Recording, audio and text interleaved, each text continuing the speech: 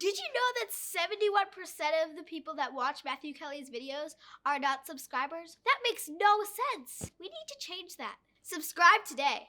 Hit that subscribe button, smash that like button, and turn on those notifications so you never miss out on another great video ever again. People often ask me, if I want to have a great future at this or a great future at that, what's the secret to that?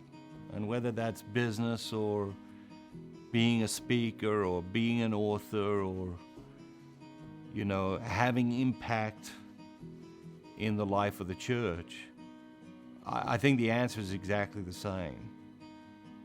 We've been talking about it throughout the whole journey. The best way to prepare for the future is to completely embrace the present.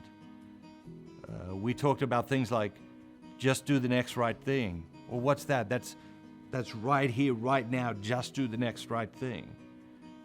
Because the best way to prepare for the future is to live fully in the present moment. And by living fully in the present moment, we develop virtue, we develop character, we develop certain skills, certain abilities, certain talents. We discover who we are and who we're not, what we're good at, what we're not good at. What matters most, what matters least. All of this happens by being fully present in the moment, by embracing the moment, by embracing God in the moment and His will in the moment and aligning our lives with Him in the moment. All of that happens right there. At the same time, I think we do need, and we haven't spoken specifically about this in our journey, but in many ways we've been doing this together. We do need a time every day set aside to reflect upon life, who we are, what we're here for, what God is inviting us to at this time in our lives, or expecting of us. But the challenge is to stay consistent in that. The challenge is to do that consistently for the rest of your life. If you've made it this far,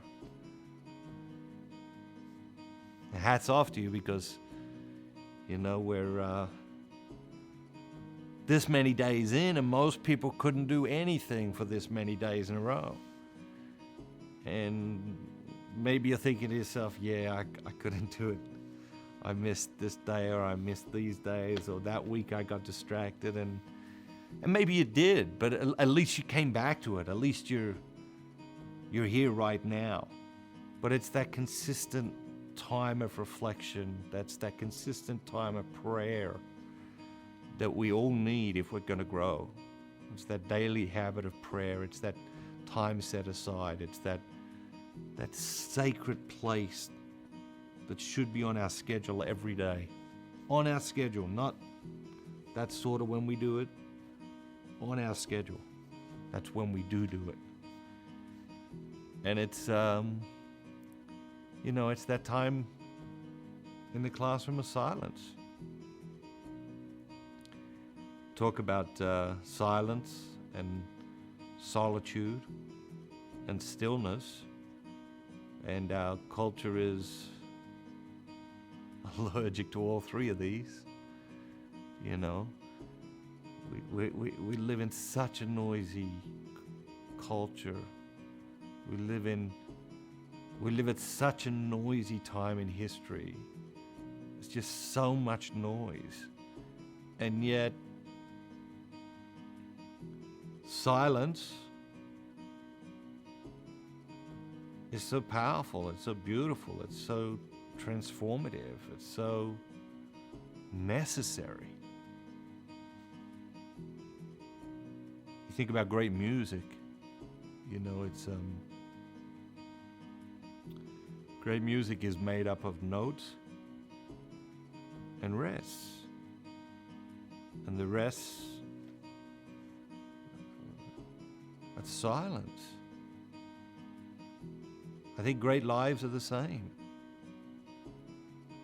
They're made up of notes, action, you know, purposeful, intentional, focused action, but also they're made up of rest. And those rests are silence, solitude, stillness,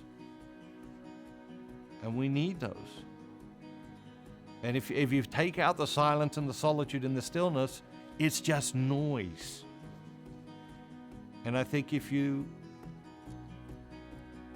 look at a lot of people's lives, their lives are just noise.